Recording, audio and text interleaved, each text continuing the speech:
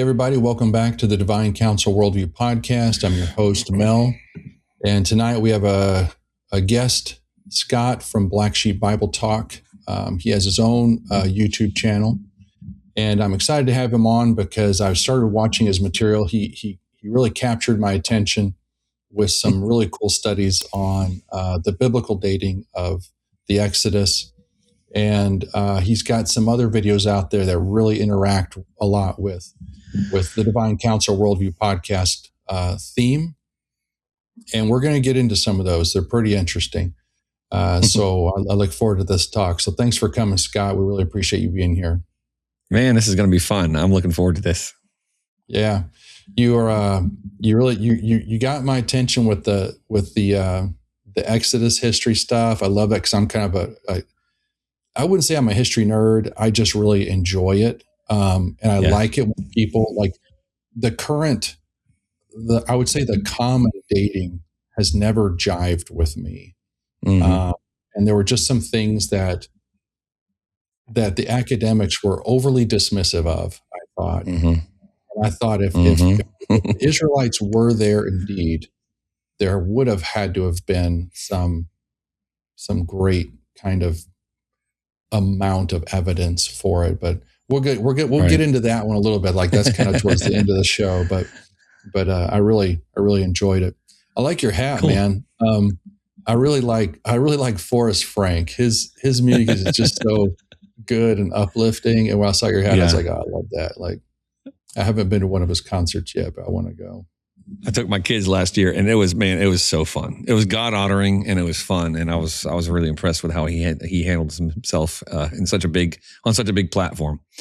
Yeah, he does. Like his videos, kind of like sometimes they overwhelm me a little bit, just because like it just seems like you said, the atmosphere is so God honoring, and it's so positive, And he's just, I just feel like he's got such a great heart. And I'm glad that God's blessing him and he's doing good because that's like, I just love some of his music. It's just, it's just cool. It's uplifting. It's good. It's good stuff. This is actually an official Blk Shp hat. My wife made this one. Nice. So it's got the little emblem on the back. You got some good branding going on, man. Like even when I saw your channel, like growing up, I used to watch the Black Sheep Squadron. I'm totally dating myself. Yeah. And I love that. Like I loved like the Black Sheep. So I was like, oh, Black Sheep, this is cool. This is really cool. I like the name. Cool. So let's my wife came up with it, honestly. Oh yeah? Yeah, it's good. It's probably pretty good. Yep. So I guess for a little background for people, you said you recently, not recently, but you got your master's degree in biblical studies, which kind of makes sense why you're kind of also into this. Yeah, I got my bachelor's in theology, which is sort of like a general ministry understanding the Bible. And so I wanted to do something a little bit more specific and more tailored to what I was actually interested in. So my undergraduate alma mater had a thesis program that they rolled out that allowed me to pick exactly what I wanted to study in a thesis program for my master's. So I was able to study what I wanted to, which is biblical history in the context of biblical studies. So, yeah. And we were talking before, and I guess this will help add some context for our listeners and I like this, was part of our conversation before we started recording, was you said, like, you don't spend any time trying to convince people of the Deuteronomy 32 worldview. Like, you just kind of go into your teaching already assuming that is a kind of a foregone conclusion of this is how the biblical authors perceived everything. And they were writing these things with like this in view. Yeah. Yeah. I mean, for me, like, I feel like Dr. Heiser, and there are other people also taking up his mantle to do the same thing, explaining the divine counsel worldview. I mean, Unseen Realm from an academic perspective is a fantastic, thorough explanation of it. And Supernatural does a great job for lay folks. I don't think I could do a better job. And so typically if people are confused, if in my classes in my church when I'm teaching this or online, and I do it on lives on YouTube, if people are kind of like confused or pushing back, I'm just like, you know what? I'm not going to try and convince you. There are great books you could shoot. You should go read those books first. I'm just going to start with a quick recap. We're talking from the perspective of God, assigning the nations to the sons of God. And if you're confused about that, go read about it, because I gotta move on. We're going to talk about how it applies. We're going to talk about how we read scriptures with this understanding of an atmosphere of that's much more supernatural than we have typically, come at it from the past 1,500 years or so, 1,600 years. Mm-hmm. Yeah, I love it. You did. We were recently talking about your podcast on which episode was it? Jesus had a different cosmological. Let me see, which episode was that for you? Just so people. A couple months ago, yeah. Jesus had a cosmological map that we lost or something like that, or we forgot. Yes, Jesus had a cosmological map that we've only recently just rediscovered. Yeah, you did it about a month ago. So this is probably in April, May timeframe. I really liked it because this is a story that you did a really good job of tying, like explaining how this is both, it kind of ends on Jesus crossing the Sea of Galilee at night with his disciples, and there being the storm, and he calms the storm at the end of Mark 4. And then Mark 5, he's landing on the shores. And people just kind of take that natural break from chapter 4 to chapter 5 and think, the end of that story, beginning of a new story. Completely separate chapters, unrelated, not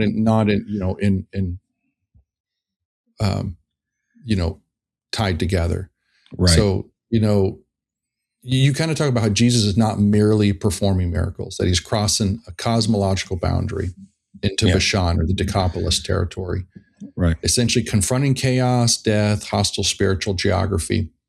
How intentional do you think Mark is being in presenting this as a territorial incursion into the nation's allotment? That's a really good. I wonder sometimes how much the gospel writers are fully aware of their own, like of what their writing is communicating. Fully, of course they know what they're communicating, but I wonder if they're recording what Jesus did and simply, recording it and kind of explaining it or telling the story from the different perspectives they have, and how much of it is they're trying to teach with it. I think so. Sometimes I think they're really just recording this is what happened without trying to kind of put their own teaching of explanation on it. I think this is one of those cases where I think Mark is, for the most part, retelling a thing that happened that's significant enough in the context of the Gentile inclusion that he knows that it's significant of a moment. He's got. I guess he doesn't think he has 16 chapters, but he's not writing a dissertation, this big long thing. So he's got a limited space he's going to be working with, and so I think he would think this is significant enough to signify or to hint at Gentile inclusion. But I don't know if I'm not sure how much Mark would be thinking cognitively, right?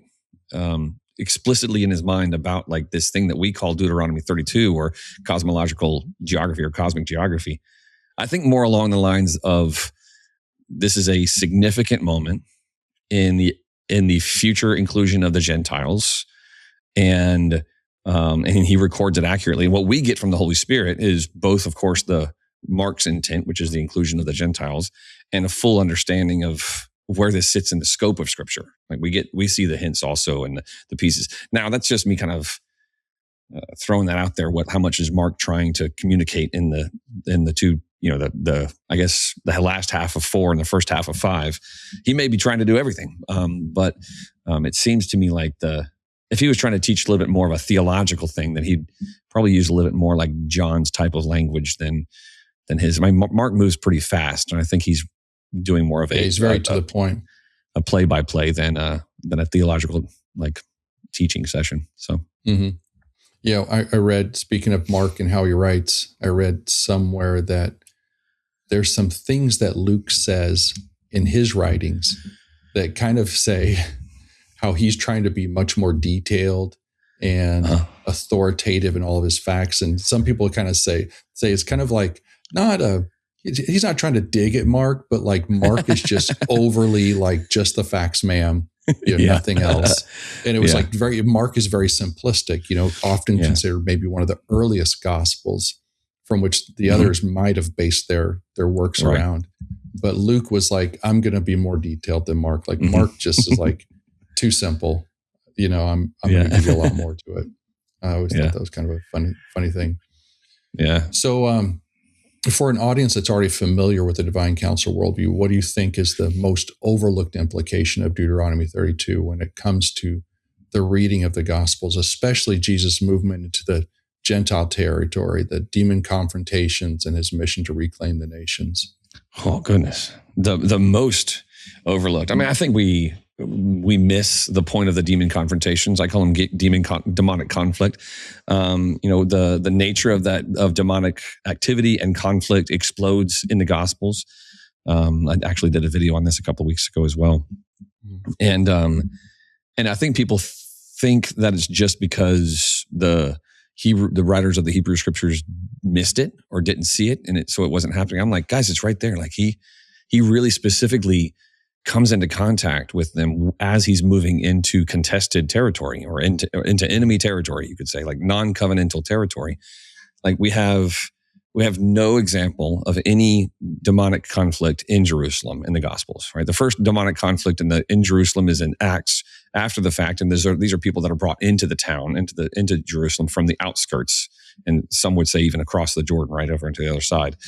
And so we have like all of the demonic conflict is either in Galilee, which Isaiah calls Galilee of the nations. So that itself is sort of like blended territory. Like almost like blended territory. There's one or two interactions in Samaria, and then you have Jesus goes to the Syrophoenician woman and casts out a demon in the daughter.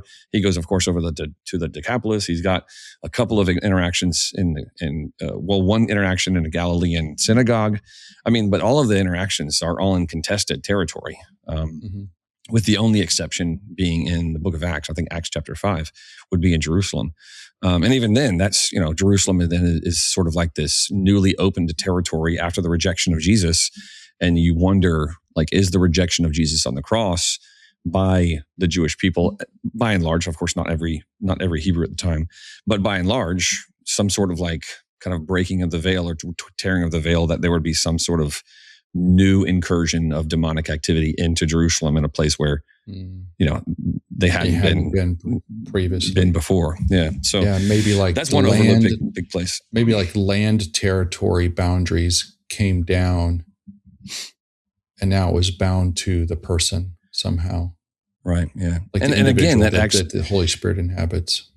Yeah. That again, even in Acts chapter 5, where their folks are being brought, those who are demons being cast out by the leaders, the apostles in Jerusalem, those people are being brought into Jerusalem. And so again, like we have like a really strong case, like I think you could say, where demonic conflict is a Gentile problem, not entirely, but like it's a problem where the gospel is sort of on the front lines of moving into contested territory, which I think for the most part, I mean, if we're going to take that to today, for the most part, I think the vast majority of demonic conflict we see even today is on the front lines of missionary work, on the front lines of, in sub-Saharan Africa. Hear about it.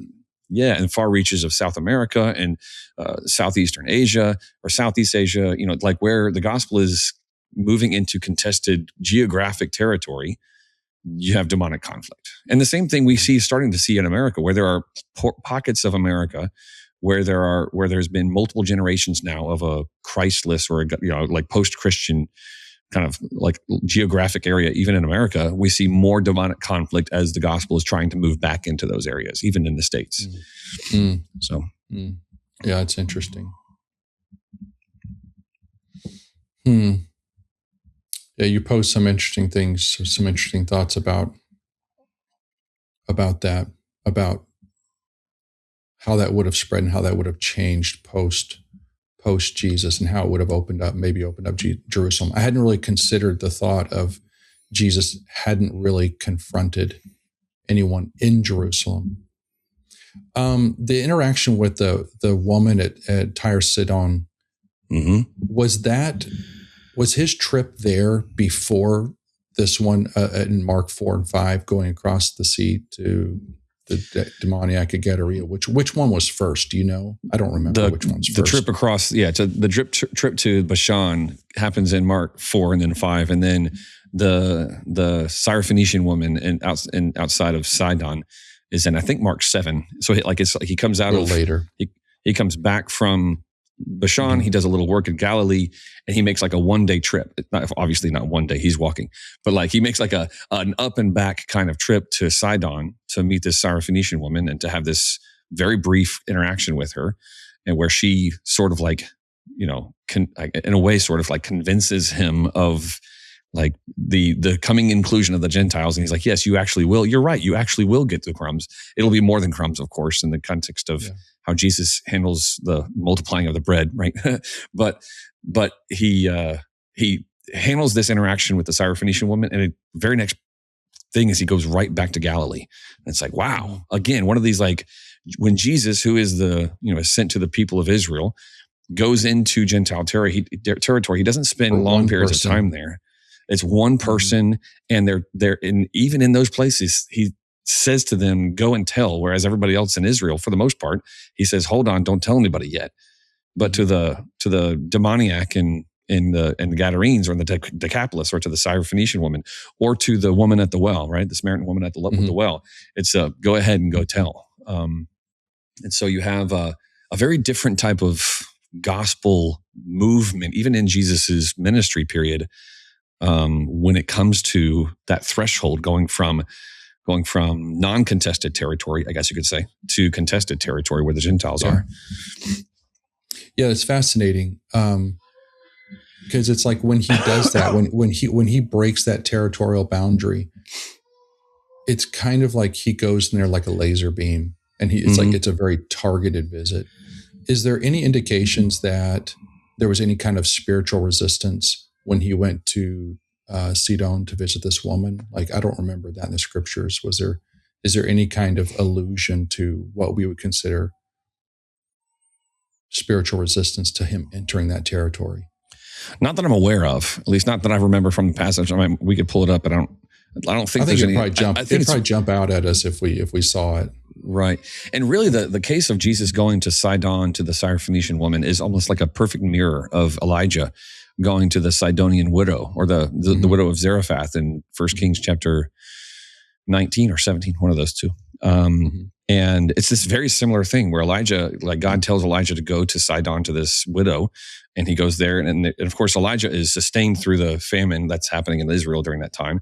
But like, it's a very specific single interaction with a single person who's this Gentile woman who has faith, right? This is a Gentile woman who has like this little crumb of faith. Like, this is her last meal. This is in 1 Kings, her last meal that she's going to feed her and her son. And then she says, then we're going to die. And Elijah says, will you make me a meal first? And of course, it takes a great faith to say, okay, well, I'll give you the last of my food. No doubt. And so we see this little nugget, this crumb, this bread, this mustard seed of faith in a Gentile. And God then, uses that to both feed them forever, because the meal never runs out at the point, and then raise her son from the dead, which is very similar to Jesus casting out the demon from her daughter, from the Sidonian woman's daughter in Mark chapter 7. It's like this repeat, right? Like a mirror image of like God is not recapitulations of the same themes. Yeah, like God is not done with. God is not ignoring. The Gentiles are not outside of God's vision, right? They're still within God's reach and vision and care, his heart. And we see that with Elijah and with Jesus. So, yeah, it's such a cool, I hadn't really, it had been just semi-recently, about the past year, my attention was drawn to that story. And mainly because I was like, wait, he was in Gentile territory here. And I remembered this one of him crossing the sea to Gadara,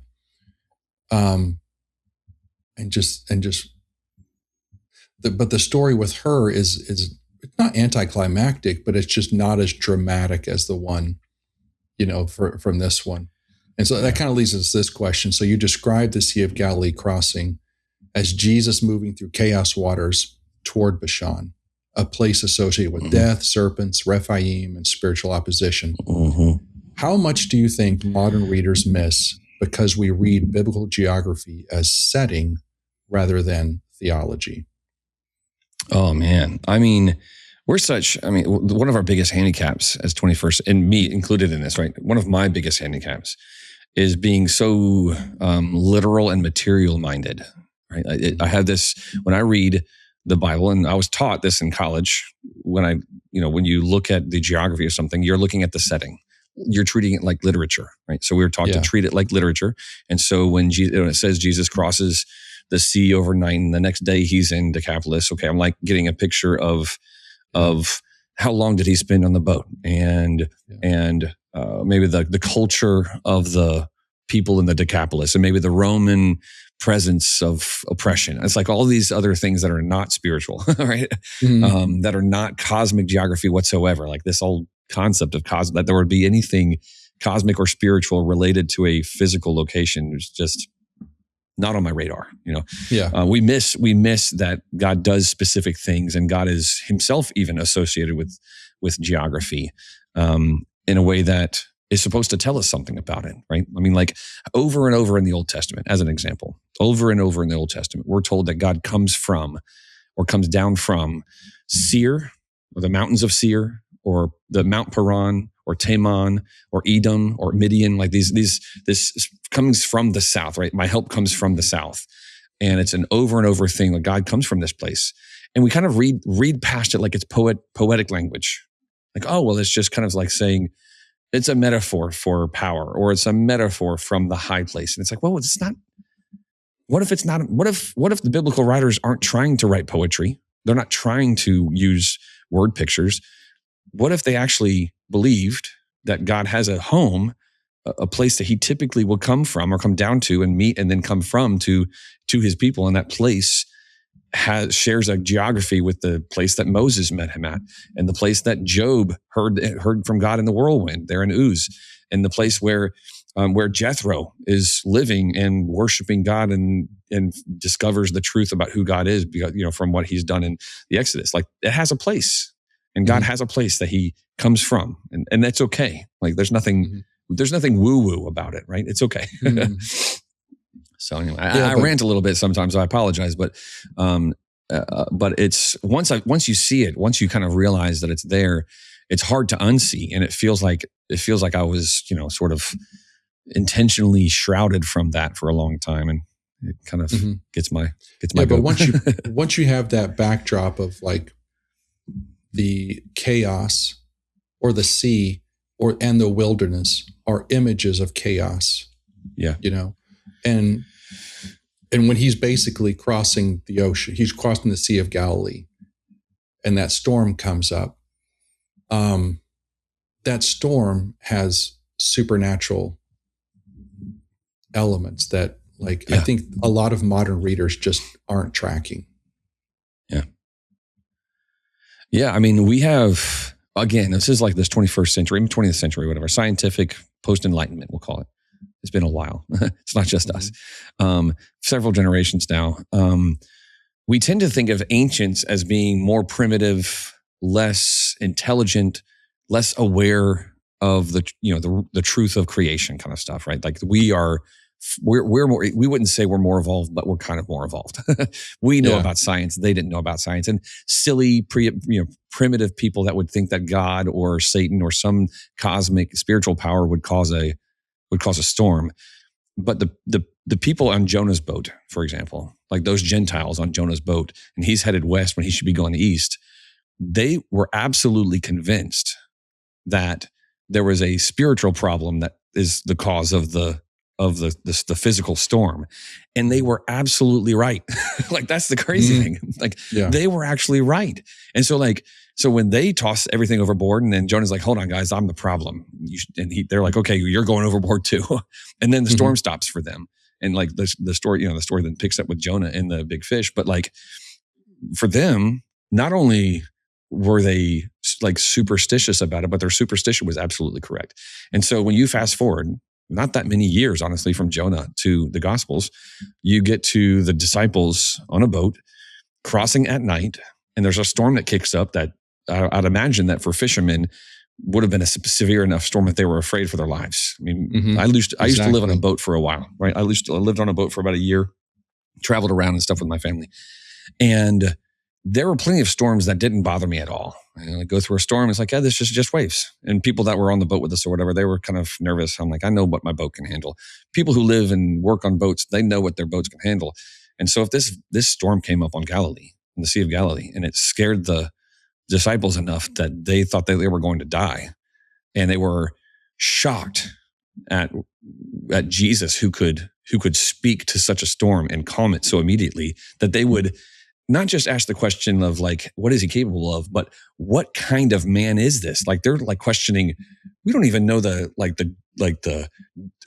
genre of human this is. Like, is this even a human being anymore? Who is this guy? Like, what kind of person is this? It must have been something that was beyond just a gale, like a quick gale that picked up overnight kind of thing. Because the Sea of Galilee, it's really just essentially a big lake. I've been there, and I've been on the Great Lakes. I've been on Lake Superior. That is an ocean. Yeah. I mean, if you've been on it, it's like, it's a big body of water. Yeah. But the Sea of Galilee, you're right. Like, I just don't see catastrophic storms coming on that. And these, like you said, these guys are fishermen. These were not ignorant. Like they know what a storm looks like. And if they're freaked out, it must be really bad. Like it must be beyond normal for them. Yeah. So the only explanation seems like, if I'm a first century disciple who used to be a fisherman and something like that kicks up, I'm not going to think, well, this is just weather.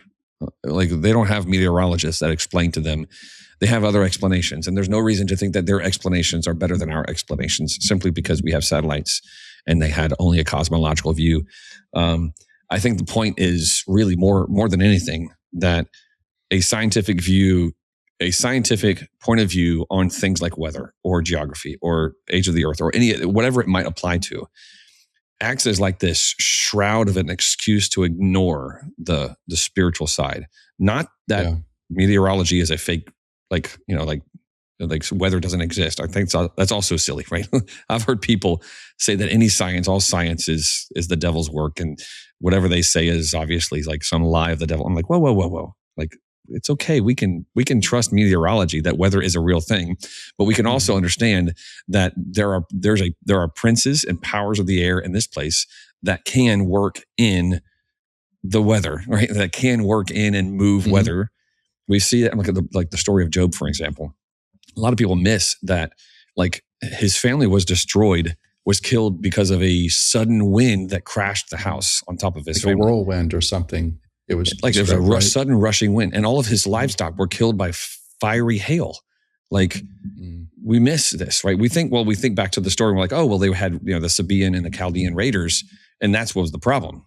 But wait, whoa! Like Satan was able to control the weather in a way that destroyed both his family and his wealth, and like that's the same power, prince and power of the air, that we're dealing with when we're looking at this story in Mark chapter 4 with the storm on the lake. So I think it's entirely likely, it's entirely possible that given that there's a cosmic geography to land, there can also be a cosmic geography to the ocean. Oh, no doubt. Yeah. And these beings, if they have cosmic dominion, if you will, over some of these territories, why couldn't they have it over the ocean? Sure. And so I guess with this story, like one of the things that just fascinated with me, it's like, because this is a supernatural storm, they really did not want Jesus to step foot on their territory on the other side. Like they really did not want him to be there. Just absolutely. And I love that he's just sleeping. Like it's so much cooler that he's sleeping in the face of all this like divine, like opposition, as opposed to just a storm, because it's like both. It's like, hey, like we're freaked out by the storm, but if you were to know that it was the storm and all these cosmic powers that are coming against you, that's like doubly kind of scary, as a natural human being. And the dude is just asleep. Like Jesus is just asleep, Yeah. Yeah. And so often that story is told as Jesus has power over creation. And like, that's the application of it, right? They miss a bigger half. And they miss it, right? They miss like the actual, like, I'm not really all that worried, honestly, about tornadoes and hurricanes. I live in Florida. I'm not all that worried. I know how to handle a storm. Mm-hmm. I'm not like, it's not a great comfort to me that Jesus controls, because Jesus is God of creation. It is a great comfort to me to know that, like, spiritually, he has overall dominion and power and authority over any spiritual being, any spiritual power or whatever it is that would have the ability to control the weather. Like, if there is a spiritual power that can also manipulate the physical world, that to me is a scary type of concept. But there is a great comfort in that my Savior, who I am in Christ as a believer, and Christ is in me, and so that same power dwells in me, that then stands against those kind of spiritual powers. That's a great comfort to me. Honestly, it's not really all that special that he could calm the waves. He created them all. That's really not surprising. Right? Yeah. It's kind of cool to watch him do it, like to see those kind of things. And I think, but it's often treated as like a parlor trick. It's often treated as like, well, he calmed the waves to show that he has power. I'm like, there's something much greater behind the scenes there that's much more relevant to us. Yeah.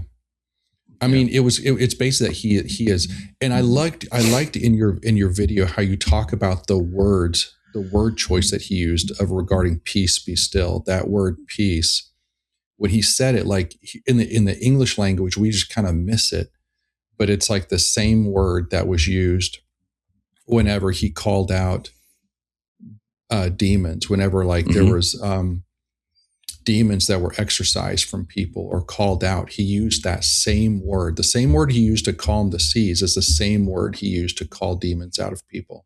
Right. Yeah. Yeah. It was a rebuke, not just a hey, everybody chill out. Right? It's a confrontational rebuke from authority. Right. That's what it is. And we, of course, in our English translation, it's fine. It's not a problem. I mean, I have no beef with translators. They're limited to English words, but it loses some of the muscle, and when we see this phrase "peace be still." So it does.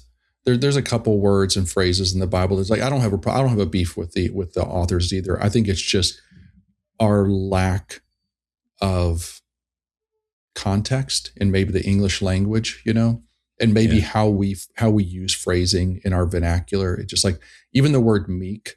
Like I've had a discussion on this channel before about the word meek. It just, because it rhymes with weak, it loses a lot of its impact of the strength of what that word actually is. Yeah.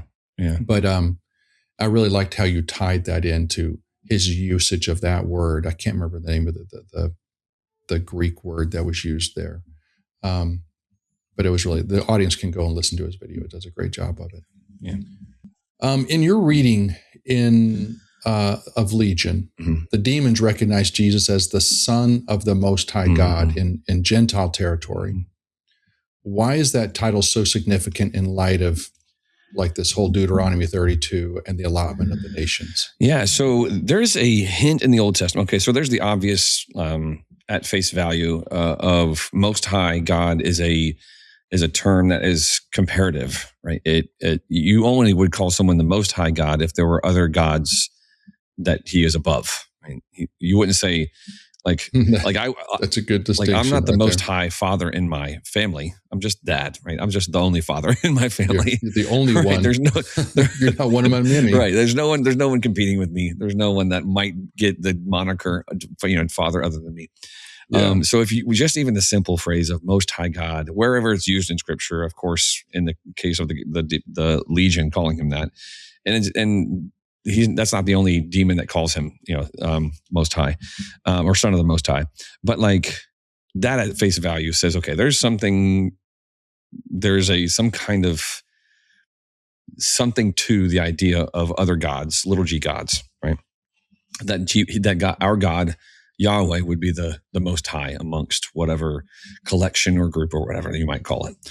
But there's this other really interesting thing, and I want to point to this because I imagine that most folks that watch your podcast here have an understanding of that God stands God stands above and over judging the congregation of the mighty, right? So Psalm 82. But there's this idea of God Most High that is prevalent in declarations of faith amongst Gentiles in the Old Testament. And by Gentiles, that's kind of as a catch-all term for anyone who's not within the covenant, like people of Israel, right? So like a great simple example of this is Melchizedek, which is its own fun topic, right? We often think of Melchizedek and we interpret that only almost solely from Hebrews 7 and 8, and like he's like a picture of Christ or a type of Christ, or maybe Christ himself, or maybe a theophanic like appearance of God or whatever. We think of it in terms of the spiritual significance. But Melchizedek interacts with Abraham as an earthly king, right? As a king of a city called Salem, and he has an interaction with another king at the same time. And we've got this comparison of the two kings. We've got Melchizedek, and we've got the god or the king of Sodom, whose name is Berah. And so, if we were to treat Melchizedek as a earthly king of a city in Canaan at the beginning of Abraham's story, Abraham has just recently kind of moved into Canaan. He's had some military victories. Then we see Melchizedek as this priest in the similar kind of concept as, say, Job. Again, I'm going to mention Job again, who's outside the covenant people of Israel, making sacrifices for his family to God, and God calls him righteous. And Jethro, who is a priest of Midian. Everybody likes to call Jethro a pagan priest of Midian. That doesn't make any sense at all, by the way. He's a descendant of Keturah from Abraham. He's not. He's 3 or 4 generations removed from Abraham. So like he's not really that far outside the family understanding of Yahweh God, right? Although he wouldn't have been given the name yet. But the point is, Melchizedek is the priest of the Most High. It's the same phrasing, El Elyon, right? He's the priest of the Most High God. And then Abraham responds, of course, in his rejection of Berah and saying, I know I don't want all the things that you think you could give me. I've identified that the Lord is the Most High God. And so he's identifying Yahweh, his understanding of the covenant God that he serves, who is later identified as Yahweh to Moses, as the same God, as the Most High God that Melchizedek, an outsider of the covenant, a Gentile, I guess that word probably wasn't invented or coined at the time yet, but a Gentile outside the covenant, worshiping in his own way, in his own understanding. And God, of course, calls him, he's named the King of Righteousness and the King of Righteousness and the King of Peace, King of Salem. And he is this picture, this earliest picture of this phrase of the Most High God. And this is, of course, somewhat almost immediately after Babel, right? Where we have the dispersion of the nations, and of course, then the allotment of the nations to the sons of God. And you have a priest here who is kind of, in my picture, my understanding of it, who has kind of set himself aside for the Most High God. He's like, I'm not serving the gods of these other nations or other city-states. Even in Genesis 14, you have Melchizedek serving as a priest of the Most High God. And the same thing with Jethro. Jethro's realization when he hears the stories of the Exodus is that now he knows that God is above all gods, right? God is the Most High God. That's kind of the phrase that Jethro uses in response to realizing who Moses' God really is, right? And then you fast forward all the way to the demoniac of this legion who responds. By the way, we get a hint that there is some interaction between Jesus and Legion before the dialogue picks up that's recorded, because there's like this. There's a phrase that Mark uses to say that they've already had some conversation, and it's just not recorded. And so the Legion speaks to him and says, "What do you have to do with me, thou son of the Most High God?" I use King James, so pardon me for every once in a while slipping into thou. Thou son of the Most High God. And it's like this like shocking like moment, like, oh, this is not just a demon recognizing Jesus as a prophet or recognizing Jesus as his authority over spiritual powers. This is him. This is like a hearkening. To me, this is a hearkening all the way back to Melchizedek himself and the declaration that Abraham identifies the covenant God of Israel with the God Most High of Melchizedek and the king of Salem 1800 years earlier. And this beautiful coming together of the not just the title El Elyon, Most High, but the status, of an other kind of God above all of these created gods. So there's a big picture thing that's happening when the Legion uses this phrase, Son of the Most High. Yeah, it's a small little detail I think we kind of miss, and I always think it's interesting when Jesus interacts with the possessed, and they refer to him in an official capacity, like by his title. Mm-hmm. Yeah, I think it's telling, and this kind of leads to this other question. So the one striking detail in Mark is that Jesus often tells healed people to remain silent. I'll let you kind of give some examples of that. Yet after delivering the demonized man in Gadara, he tells him to go home and proclaim what the Lord has done for him. What do you think is the theological purpose of that reversal, and how does it connect to Jesus beginning to reclaim the nations from within hostile territory? Yeah. So this is a unique thing to Mark, and part of the each gospel has its own sort of, not only its own perspective, but of course its own purpose of the writer. Like the writer has his own intention for what he's trying to communicate. And I think one of the things that Mark has traditionally been associated with is the idea of a suffering servant, which is totally correct. There's a lot of pieces to Mark that points to Jesus as a suffering servant. In my opinion, a better explanation of all that Mark is doing is not just that he's a suffering servant in like the Josephite Messiah type of concept, but like that he is entirely the unexpected Messiah. So he's not just the suffering servant. He's the Messiah that we've been looking for, that we missed because we were looking for something very different. And that's the very beginning. His first line is the gospel of Jesus, Jesus Christ, Jesus the Messiah, the good news. And then he jumps right into unexpected after unexpected after unexpected. Right? He's just like, I got to show you all the things about this Messiah you didn't see coming. And the story of the Legion is stuffed with this unexpected stuff. The disciples didn't expect him to be able to calm the sea. The Legion didn't expect him to show up, right? The pig herders didn't expect their pigs to run off a cliff. Like none of this was expected. Everything was a surprise. And so it's a crazy story. It really in so is. many ways. It really is. And so you have the same shock factor of when Jesus is ministering to Israelites or Hebrews or Jews, however you want to use the phrase, those who are inside the covenant people of God at the time. You have a kind of people are not expecting this yet, so keep it on the down low.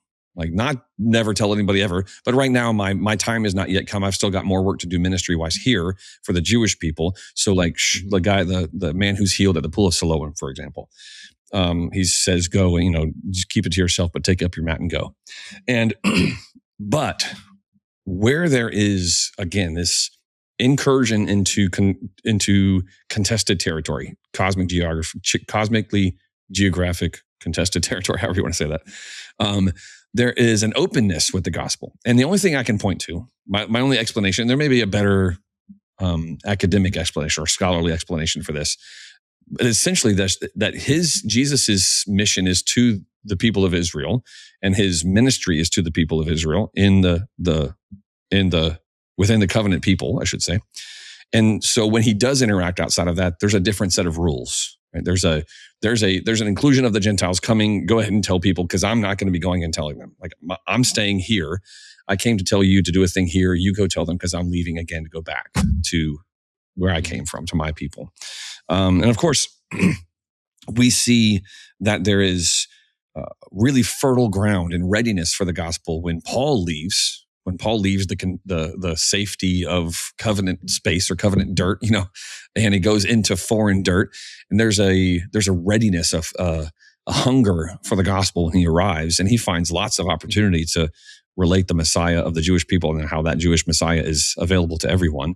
But I think that significant part of that is because of those few interactions that are recorded. I'd imagine there's probably some more where Jesus interacts with a Gentile and does something for them that either heals them or casts out a demon. And then they are allowed to tell the story in a way that those who are within the covenant Israel are told to keep it on the down low for now. And the only thing I can explain that is a kind of a foreshadowing of the Gentile inclusion after the resurrection, after Acts chapter 2. Mm-hmm. Yeah, I agree. I think when you and I had the call a couple of days ago, I'm going to harken back to like a military analogy. I kind of thought of this as Jesus's early method of like softening the target, before the main troops arrive. Yeah. You Mm-hmm. know, you always before you invade a territory, you like to go in and soften the target. You like to prepare for the main troops. Mm-hmm. And so like I think of D-Day, the artillery, the heavy artillery and the bombers were going in, they're just bombing all of the enemy's, fortified positions. And they're doing that so that the airborne troops or the guys hitting the beach, they're going to stand a chance and that territory is ready to receive Yeah. them. Or I can think that's kind of what those times when you go into enemy territory and they drop flyers to like soften the resolve of the civilians kind of thing. Like think of that as well. True. Mm-hmm. Yeah. Yeah. You're kind of like the psychological operations of kind of, but this is like on the good side of it. Is the good psyops, good guys, the good guy psyops. And I had read something recently that there was someone that did some discussions that this guy, this demoniac, he could have, people, it kind of talks where people are kind of scared of him, but I'd read something that he might have been some sort of, what's the phrase? Soothsayer, some sort of fortune teller for like the village. Yeah. Like he could have been some method for the people of the area to come out and interact with the supernatural realm because there were so many demons in him. Mm-hmm. They can ask questions and stuff like that. And there's some allusion to some wording about something that also could have been maybe some part of his role. But I think maybe the focus of that was that he would have been well known, not just because he was crazy, but because people knew him to have supernatural access. Yeah. And I think that kind of would have given him a testimony, so that when he goes back and tells what the Lord has done for him, it's gonna speak volumes. Yes. It's gonna be crazy because it's gonna be night and day. Yeah.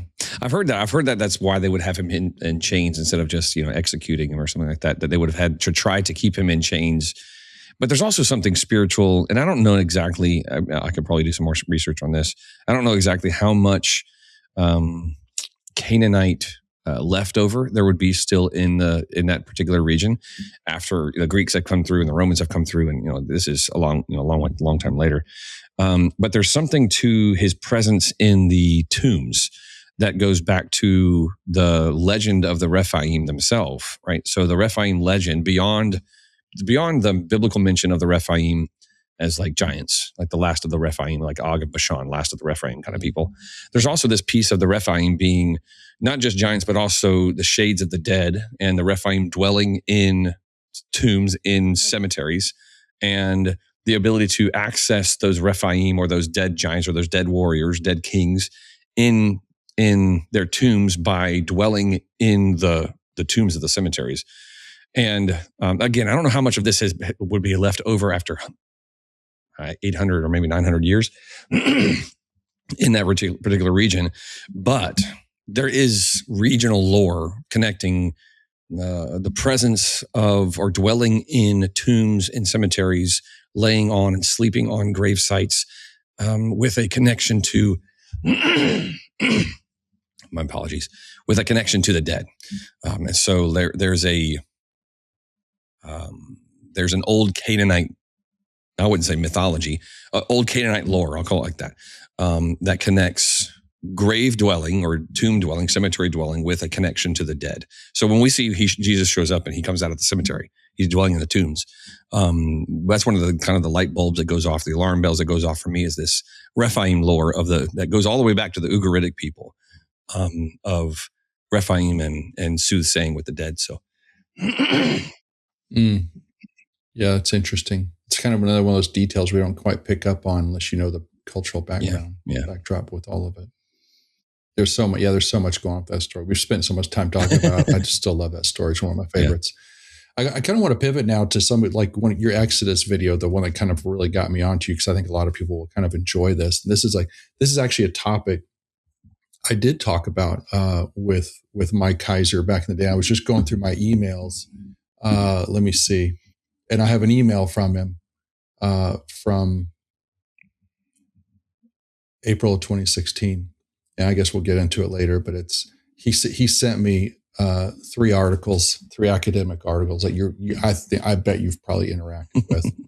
But kind of in your Exodus video, you're arguing that the plagues were not merely miracles or punishments, but a systematic dismantling of Egypt's economy, priesthood, gods, and claim to cosmic order. How should that change the way Christians understand the Exodus? Yeah. I sort of slipped that in on my audience. For the most part, up to that point in I only started the channel not too long ago. And so I had been teaching just biblical history of the Exodus. I had started at Abraham, and I kind of walked from Abraham in Genesis 12, where he goes into Egypt and has a problem there with the Pharaoh and Sarai, all the way through Joseph and kind of all the way toward the Exodus. And I kind of ended with, well, that's not true. I went all the way through the Judges, but I kind of slipped in some Deuteronomy 32 kind of stuff in my biblical history, which seemed to be more along the lines of like tracking the Exodus dating. And I kind of slipped in some Deuteronomy 32. But there is definitely, you could call it coincidence, I guess. Well, of course, none of us would believe in coincidence, but where the types of plagues, the randomness of the plagues. What randomness? Frogs turning the Nile to blood? Yeah, for us, it just makes it's like if I was going to do a plague, why would I do frogs? Exactly right. Yeah, like why would I do boils? I mean, like there are so many different types of ways of plaguing people. Why specifically boils? So, but there is definitely and it's really one of these things where people we look for like a wonder. We like nice tidy lists, and so we look for like this plague goes with this god, and then this plague goes with this god. What it's much more holistic. That's not even the right word. Full, complete, right? Than really just one god and one god. It's really an attack on all of the major gods of the Egyptian pantheon. And of course, culminating with Ra himself and the Pharaoh, the connection between the Pharaoh and Ra. But a few examples would be like, for example, the Nile turning to blood. The first one is the Nile was their lifeblood as a people. They didn't survive without the Nile. And they, of course, had a god that was responsible for the floods and the ebbing and flowing of the floods. And the Nile itself, that god's name was Hapi. But there's also Khnum, who was also one of the gods of the source of the Nile. And so when you have the Nile turning to blood, not just that the water turned foul, not just that it was like, wow, suddenly it's sulfur water and it smells like eggs, but like literally turning to blood, you have the death of the gods who are responsible for the water. Like the water itself was the embodiment of these gods, Hapi and Khnum. And so a blood-filled Nile is the death of those gods. And the same thing with, as you go through the whole plagues list, the gods controlled and kept in bounds, right? Their responsibility was to keep these particular things in boundaries so that they wouldn't be overrun. And the idea that they were suddenly overrun with all of these different plagues and locusts and livestock disease and lice or gnats and hail and fire, all of these things aimed at the idea that the gods are no longer in control of these things. The gods are gone. Like the gods have either lost their power or they're dead. Which I'd imagine is if I were an ancient Egyptian, and all of the plagues started with the death of Hapi and Khnum, and then the rest of the plagues were where the gods, they're not able to control their responsibilities either. The gods are dead. And like this guy Moses, who is killing the gods with his stick. I would imagine that there's it's not just a, man, bad things are happening, get rid of these Israelites. It's our entire cosmological worldview, the way that the universe works is falling apart. And we don't like, that's a core that strikes at the core of the Egyptian people. And of course, finishing with Ra himself, the God who is in charge of the sun and defeating chaos every night, and the maintaining of Ma'at, order, cosmic order. That is the Pharaoh's job on behalf of Ra. And Pharaoh and Ra are one essentially, and Pharaoh is the son of Ra, and so the son of Pharaoh is the next phase, the future of Ra's work of keeping chaos at bay. And so the death of the son of Pharaoh is like the final nail in the coffin. It's the last straw on the camel's back that not only are all the gods who keep all of the functioning of our world dead, but also the one who keeps, at the very least, keeps chaos at bay and keeps Ma'at, this cosmic harmony in place. He is also dead, and he has no future. His only son, his firstborn son, who was supposed to be the future of keeping Ma'at sustained, is also dead. So it's definitely not just a polemic, right? Not just written as a polemic, but a direct attack, a frontal attack, like as a military guy, right? This is like pinpoint artillery, targeting their most powerful sources. So,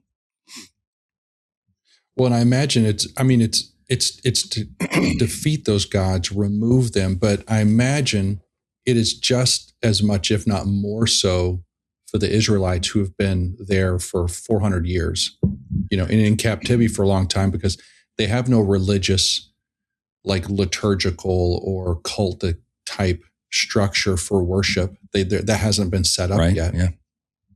And they've been in a land where, they've been worshiping these gods. And we see that immediately after they cross the Red Sea and Moses goes up on the mountain. He's gone for a little bit of time and they're like, hey, construct a bull for us. We need to worship, And so it's like, it's still in them, and they've probably that's nothing new to them. They have probably been doing that as a people because they've been living in that land for that long and they've been subdued. And they probably think that their God has been dead for a long time because they're the slave. They're the enslaved ones. And they're just going back to what they were doing before. And I think this is God's it's his way of just kind of saying, no. All of those gods are dead. Yeah. I'm about to do some amazing stuff. No, you're absolutely right. Isaiah says explicitly, as part of his warning to Israel, when he's when doing all of his prophetic work, he says explicitly that Israel had given their hearts had fallen in love, had given their love to the false gods of Egypt. And so we don't get much picture of that happening in the book of Exodus. Exodus isn't necessarily about that, really what happened at all. This is part of really what my book was about, like what was happening to Israel while they were in Egypt. My book is really all about Israel and Egypt. But the part of the problem for Israel was that they had given their hearts to these gods as well. They had. Now, there's a hint here that they had not fully forgotten Yahweh, but there was like this full-on syncretism, the same kind of syncretism that you would say happened in the northern tribes of Israel after the split, right, under Ahab and Jezebel. This full syncretism where yes, Yahweh's still here. Yes, there's still a temple in Gerizim and all this kind of stuff, but we're really worshiping these other gods. We've kind of given like this idea of this thing that we talked about earlier, where there's this sky father who is increasingly remote. We see this happening with Israel while they're in Egypt, where they have kind of let the sky father, let the creator God, the covenant God kind of drift away into irrelevance. And we've kind of replaced active worship with this animistic, polytheistic Egyptian pantheon, right? That's what's happening to Israel while they're in Egypt. And when they come out, you're exactly right. They go right back to it. They're like, let's go with Apophis. He's the bull. He's the strong one. Moses has been gone for a couple of weeks. We don't know where he is. He could be dead. Let's go back to the gods that we know and let's make a bull. It didn't go well, but it's clearly didn't. And something else that you kind of pointed out when you were discussing your timeline and like the order of the pharaohs and who it likely was. I don't think you showed this in your video, but I think because I watched your video, other videos started hitting my feed, right? Yeah. And it was other Christian guys talking about the topic. And the one thing that I thought was fascinating is they're like, it had to be this Pharaoh. And it's like, you know what? We have the mummies of all these pharaohs. Yeah. The mummy of when Moses had been with him and then fled and was in the wilderness at Midian for 40 years. We have the mummy of the Pharaoh that Moses challenged, and then we have the mummy of the Pharaoh directly after him. And the interesting thing about the middle one that went through the plagues is they showed the skin. They said, look at the skin of these other ones and look at this. He has some deformities. If you look at his skin has been deformed like he's had boils. Yeah, he's got evidence of it. And it's very clear. It's like it's all over, like exposed, like it's all over the upper chest, the neck, and across the face, and you can still see it. And when I saw that, I was like, I just saw this like about a week or two ago, and I was like, it was a bit of a mind-blowing moment. And it was also kind of, I was in awe of it because it's like, oh my gosh, I wonder if whoever taught the Egyptians mummification a long time ago, God's like, you know what? I'm going to use this. I'm going to let them learn this because I'm going to preserve 3 of these fools as evidence for like my whole like design and like the whole story around this, you know? And it's like, and this one guy, there's going to be forensic evidence of what I did during that moment. And it's like that. And like, when I saw that, it was a mind blowing. I was like, it was so cool. Amenhotep II is that guy with the boils. And there's like plenty of support that his predecessor, was the type of person that would have chased off a potential rival like Moses. Or I guess his predecessor, 40 years earlier than that. And then the one that came after, we have the dream stele, which is like a confession almost that the Pharaoh who came after him, who came after Amenhotep II, had to make up a story as to the legitimacy of why he should be Pharaoh, because there was no firstborn son to take over. The firstborn son of Amenhotep II had died, and we believe in, of course, in the 10th plague. But like we know that Amenhotep II's firstborn son died, and so we have the dream stele as kind of like this sort of inscribed confession right between the arms of the Sphinx, right there, just set up for us, almost like it's holding the confession of presenting it to us, like you said. Yeah, it's so cool. There's some really cool data. I love it when data points come together. It's like so fun for me. So in your Exodus reconstruction, Egypt's defeat is not only spiritual but geopolitical. So its military, its labor force, its economy, its regional control are weakened, forcing Egypt to pull its resources back home and leaving Canaan increasingly exposed. How do you understand Israel's 40 years in the wilderness as part of that larger providential timing, setting the stage for Joshua's conquest? Sorry. I got some. I wouldn't say hate mail, just some pushback from some people saying when I hinted that there may have been more than one purpose to the 40 years of wandering in the wilderness. They're like, no, it was only about the rebellion of the 10 spies and the people that they didn't want to go. And I was like, but God. Yeah, because come on, Scott, God can't be doing anything else. He only does one thing at a time. It's like, when I talk about biblical history, I talk often about what was actually happening on the ground. Like this is this king was doing this, and this cultural movement was happening, and the development of this technology, all kind of stuff. And people really don't like it when you say anything other than, well, that's just the way God wanted it. It's like, well, God works primarily through natural means, right? God works through people on the ground. Like sometimes he parts the sea, but most of the time he's working in the letting mundane and waiting for somebody to die, and he's like going to work from that kind of thing. So I'll tell you what got me in trouble a little bit with some folks is when I said that while Israel was spending 40 years, and maybe one of the reasons why it had to be a full 40 years and not just a little time, not just that the whole generation had to die off, but that there was something else happening in Canaan, was during that time period. If you take my chronology of Israel and Egypt, the 40 years after Amenhotep II his army is decimated. He has to go. Amenhotep II, there's like the very next year, 1445 BC, Amenhotep II goes into, he's not dead yet, by the way. I don't believe he died in the Red Sea. The Exodus doesn't say that he did. It just says that his army was decimated. He goes over to Canaan. So this is like two things happening. In the biblical narrative, Israel is at Sinai for a little while, and then they go to the other side of Jordan, and they go to look in the land, and they come back, and then they spend some time over in the wilderness, eating bread for a long time.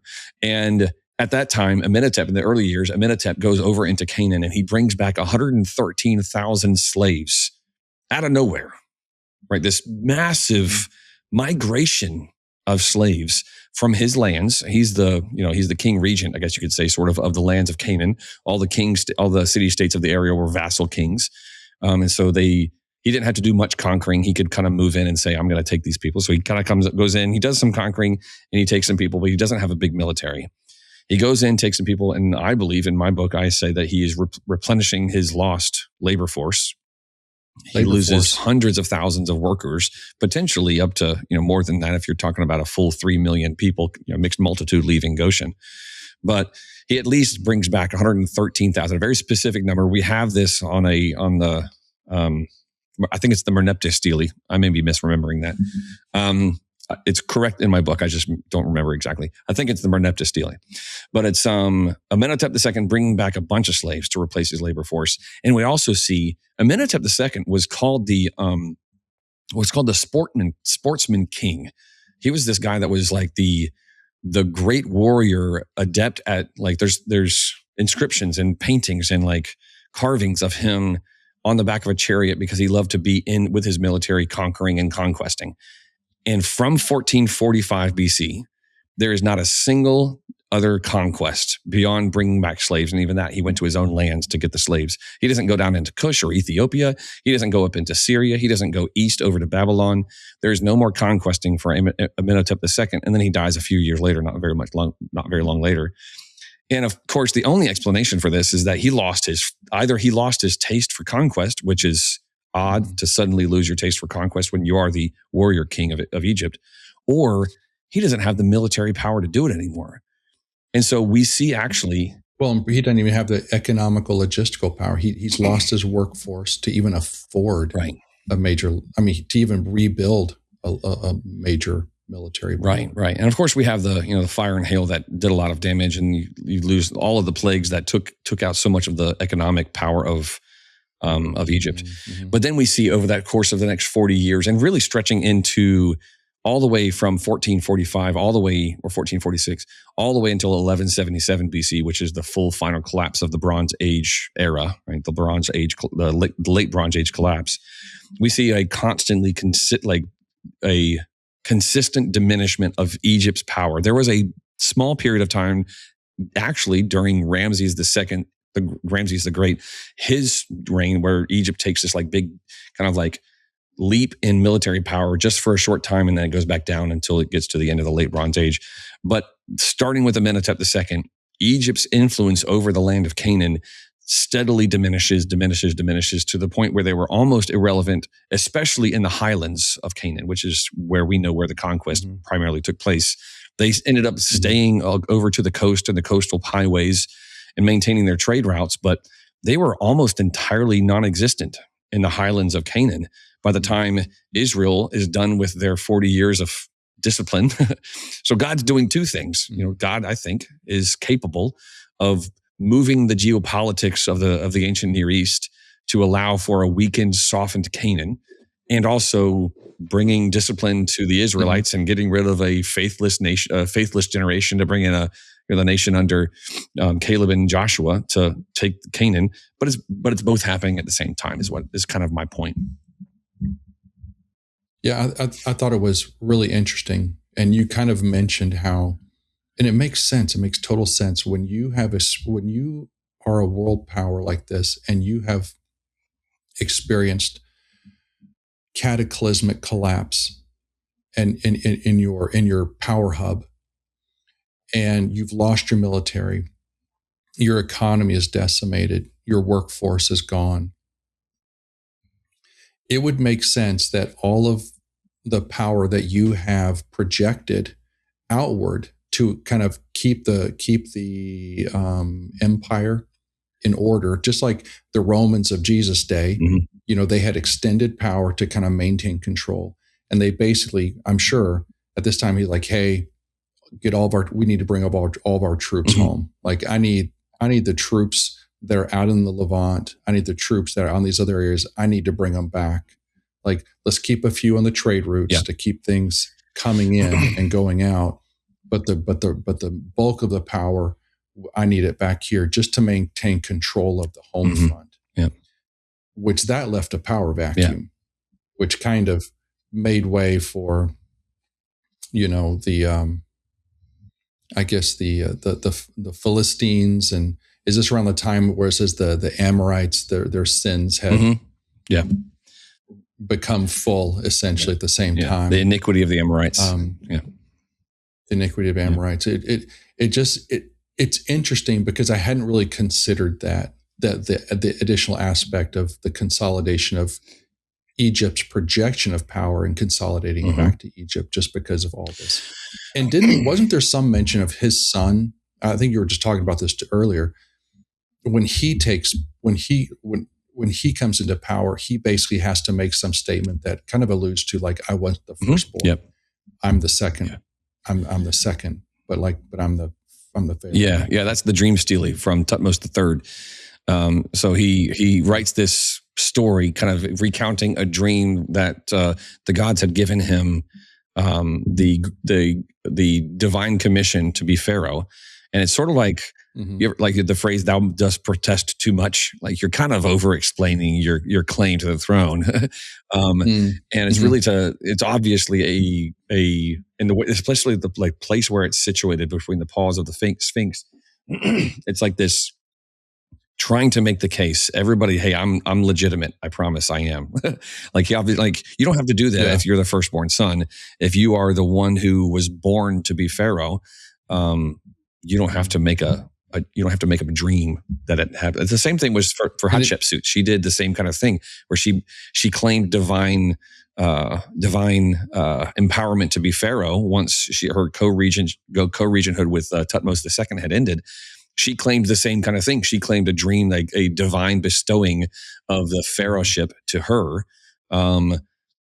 She didn't make a stele about it. It was in her tomb. We found it later. But like, it's the same concept. It's not a thing that was invented by Tutmos III. It's a thing that Tutmos III does because that's how they do it when they don't have a legitimate claim. So, yeah, it was fascinating. And is this the same? This Tutmos, is this the same guy that we've kind of made famous as King Tut? Oh no, King Tut is Tutankhamun. He's different. Tutankhamun is a couple hundred years later. Oh, Tutankhamun, that's right. Okay, he was a young pharaoh that was really wealthy, and he got his mom got caught up into some international scandal stuff, and that led to his eventual downfall. But there's some fun drama around that guy. Was Tutankhamun the frail one, or was Tutmos the frail? Because I remember one of them being kind of frail. Well, Tutankhamun, I think, was supposedly also frail, but he's a couple hundred years later. There's a frail Pharaoh, son of Pharaoh in the Exodus story. His name is, and here's the thing, my accounting of the dates, my chronological key is a little different. And I'll admit that my theory or my hypothesis of the chronological key of Israel and Exodus isn't mainstream. So you got to know, you got one of those like, it's not a mainstream. You got a kook here on your show. But a lot of like you and I talked about this. A lot of the academics, they kind of hang their hat on the mention of the city of Ramses. And they kind of, I think they kind of, and because of how they use that, their dating is off, kind of causes it to be off by about 200 years. Yeah. Only because scribes potentially used the new name of the city as opposed to what it was named prior 200 years before. Yeah. But somehow they're hearkening to, it was named the current ruler. You can explain it better. It's an anachronism, right? It's a way of using the current name. You could say the current name of a city to refer to that city back when it was named something else, but your current audience wouldn't know that name. They know the name of the city today. So like there's the city in Florida called Jacksonville. But if I were to tell you about the founding of Jacksonville, I would still tell you, man, Jacksonville was founded as a crossing way for cows to get across the St. Johns River. But it wasn't called Jacksonville when it was founded. It was called Cowford. But if I said Cowford was founded as a crossing, you'd be like, what city are we talking about? I don't call it Cowford. I call it Jacksonville. And so the same thing happens with Exodus. The Exodus story is they built the cities of Pithom and Ramses. Well, that's the writer of Exodus telling you what the name of it that it was when it was written down and recounted to that audience. But it was Avaris, and then Pithom didn't even exist at the time. Back when it was first settled by the Israelites in Goshen. So, and then of course the Israelites built both of those. It built up Avaris and built the city of Pithom as well, which was called something else. Atum, I think it was called the city of Atum or something like that. So, which became Pithom. But that frail, this is, dude, I could talk about this forever. That frail son of a pharaoh was actually, in my recounting of it, was Moses's adoptive brother. His name was Wajmos. And Moses' Egyptian name would have been Amenmos. So I identify Moses in the Egyptian record as a prince of Egypt named Amenmos, which just means born of or out of Amen, which is one of the gods, one of the main gods of Egypt at the time. And of course, when he goes to Midian, he drops the Amen and he's just Mos. And then in Hebrew, he's Moshe. And then we call him Moses. We have an S on it because we have a Greek Hellenized version of it, but his name was Moshe, right? Mos. So Amen Mos is Moses. He's got a weak, frail little brother, or I guess he's an older brother, but he's littler stature. He didn't grow very well. Named Wajmos because really the Pharaoh's kids were mostly inbred, right? They didn't grow well. And Wajmos was supposed to be Pharaoh, but Wajmos died when he was young, which placed Moses in the line to be the next Pharaoh, which would have been a great scandal within the house, right? Moses would have looked a little different from Wajmos. Like he would have had a different complexion. He was Hebrew, Canaanite, Semitic. He was one of the like the highlands of Canaan, right? He's from way back a few generations. He's from Ur, right? And so he looks different. So he's obviously not like a full blood son of the Pharaoh and the Pharaoh's wife. So he's been adopted. It would be a scandal that this either adopted or maybe illegitimate son from another woman would be the next Pharaoh. And some drama ensues. That's when Hatshepsut comes into the story. You get Tutmos II, who is not part of the Pharaoh line. He's a military commander from outside the family, marries into the family, and then they have to legitimize in my telling of the story, they have to legitimize their claim to the pharaohship. And then, of course, that creates a lot of tension between the adopted or illegitimate son, Amenmos, and the ones who actually want the throne. Amenmos also was the leader, the great commander of the armies of Egypt. And so, which is what Stephen calls him in Acts chapter 7 or chapter 8.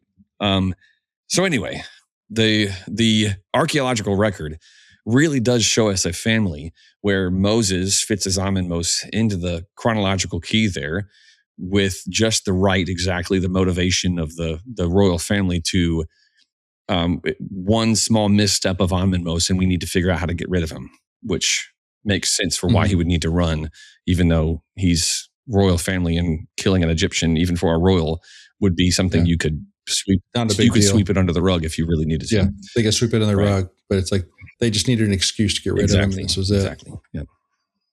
Yeah, this is fascinating, man. I could talk about this all the time. So you wrote a book about this. So tell us the name of it, a little bit about it, where we can get it. Yeah, it just released a few weeks ago. It's called Dynasty of Slaves. It is it's uncovering the archaeological record of Israel in Egypt. And I am by no means the first. I'm actually probably the millionth person to try and do this. But I take a different tack at it. So I did come at it from a different angle or different perspective. As you can imagine, being Black Sheep, Scott, I'm not afraid to take an unorthodox or, outside the mainstream take on things. And so I go all the way back to Abraham.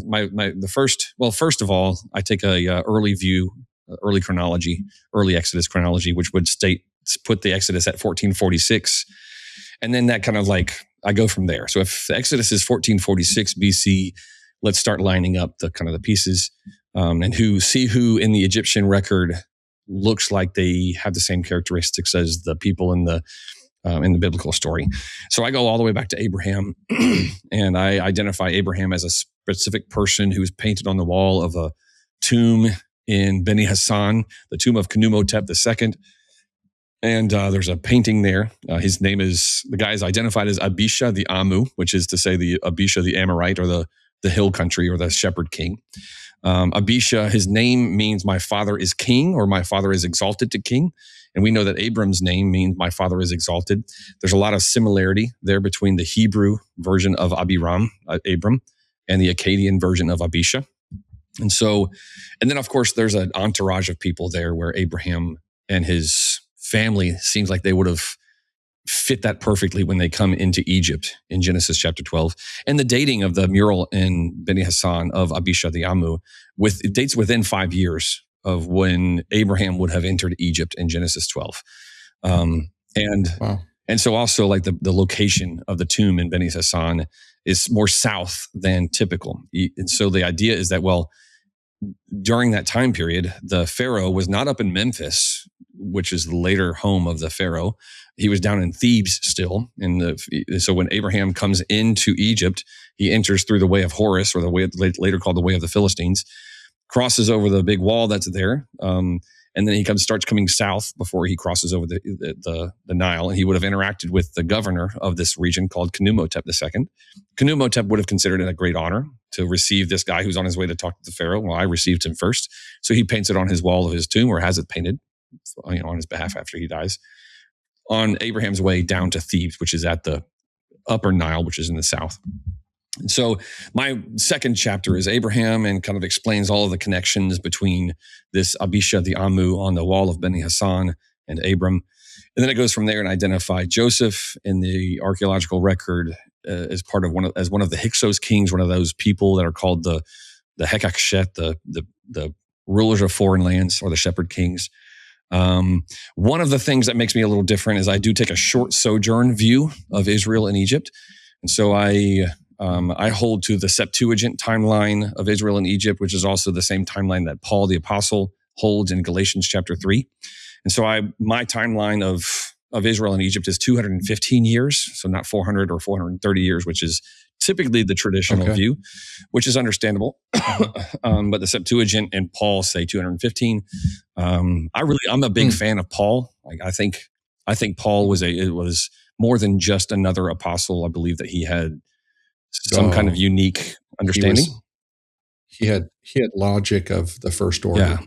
Yeah. God was developing that man for a long time for a special reason. And I also have a lot of respect for the LXX. So I hold 215 years. And so when I started looking at a 1446 BC date for the Exodus with a 215-year sojourn, man, things started to click into place. And my research brought all sorts of incredible, like, oh, wow, kind of things to the surface. Identifying Joseph, identifying Benjamin in the Egyptian records, identifying the Pharaoh of the enslavement, identifying the adoptive mother of Moses, identifying Moses, identifying the Pharaoh that chased him off, like the drama that would ensue, all that kind of stuff. And I go chapter by chapter through in my book through identifying each one of these folks. So tell me the name of it again and where we can get it. It's called Dynasty of Slaves. I only have the author copy here, the proof copy, but it's called Dynasty of Slaves, and you can get it on Amazon. On Amazon. I guess it's also technically on books, Barnes and Noble and thrift books and stuff like that as well. But it's in hardback and softback and ebook right now, and I promise I am working on the audiobook. All right, cool. Well, we'll include links to those in the description of the video and the show notes. Thank you. So where else can we interact with you and your channel, like your YouTube channel? You have a Substack, So what's the name of your YouTube channel again? My YouTube channel is Blk Shp Bible Talk, and I do a weekly video that's like a weekly deep narrative documentary style video every Friday at 5. And I also do every 10 days or so, a kind of a lengthy written article on my Substack, that is a little bit more broad. My YouTube channel tends to be more in the biblical history and application of Deuteronomy 32, or what I call the redemptive estrangement. I've renamed it because Deuteronomy 32 is hard for people to place in their mind what is even happening in Deuteronomy 32. Yeah. If I say redemptive estrangement, that's probably a good idea. I can say, well, God estranged them for the purpose of redeeming them. They're like, oh, okay, well, that makes sense. So I use the phrase redemptive estrangement. Idea. And then Substack is a little bit more broad. And Substack, I write about politics a little bit, like from a biblical perspective, really from a Deuteronomy 32 perspective. I write about the name of Yahweh. I write about a little bit kind of a broader stuff on Substack. All right, cool. Well, before we end the show, I usually like to ask the guest if he's got an idea of something, some way in which he would like to challenge the audience. Like this is like what you've taken kind of what you've learned, and this is kind of like your ministry, your discipleship. This is how you're bringing order into chaos. Yeah, trying to. So what would be a challenge that you would give to the audience listening to this, for how you feel like they can bring order to chaos? Here's one of the things I continually harp on. Is sort of my a mantra, I guess you could say, of what I do online. I mean, I say this constantly at my church. My church is less where this is applicable. Online is where it's incredibly applicable. And here it is. Unity does not require uniformity. And so my intention with this is to say that we are so quick to form camps and draw circles, build up little walls, identify ourselves with phrases that kind of encapsulate everything that we believe about a particular topic. Where I'm a Protestant or a Catholic, or I'm a predispensationalist, or I'm sorry, premillennialist, or I'm a postmillennial. We have these words that kind of start to build up walls that we think help to define us, right? Help to give you a single word to give you a full definition of what I believe. But what we end up doing is we tend to create little silos of teams, and those teams. Mm-hmm. The idea of a team is that you compete. And one of the things that I'm very personally burdened about is that one of the things that Jesus, the very thing that Jesus prayed for in his high priestly prayer in John 17 was that his people would be unified, that there would be such great unity amongst the body of Christ, even despite all of the diversity within the body of Christ, the lack of uniformity in the body of Christ. He knew in John 17 that the Gentiles would be included, and that would create a lot of diversity in the grand body of Christ. Mm-hmm. He said, and despite that, his greatest prayer, his high priestly prayer, was that his people, not that we would be great theologians, not that we would be great builders of churches, but that we would be unified. And in our unity, despite our diversity, in our unity, we would be a picture to the world of the unity between the Son and the Father. And so that our unity, by seeing our unity, the world would be able to see that Jesus is in fact unified with the Father.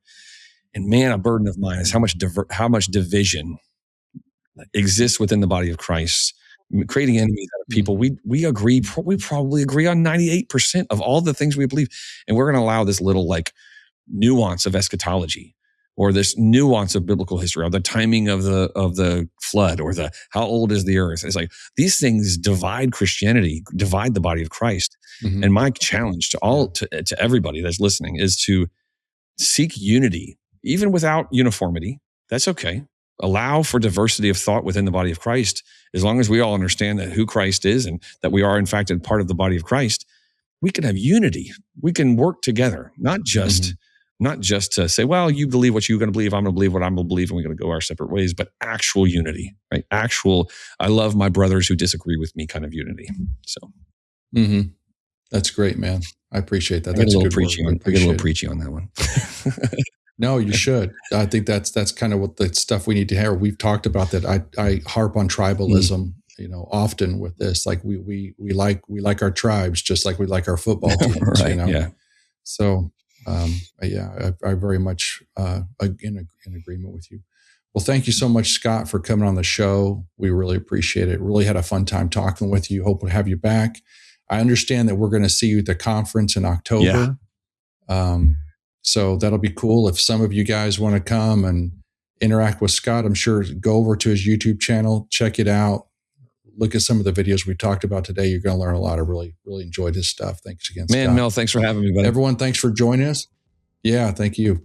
Everyone, thanks for joining us for this episode, and we'll see you next time. Goodbye.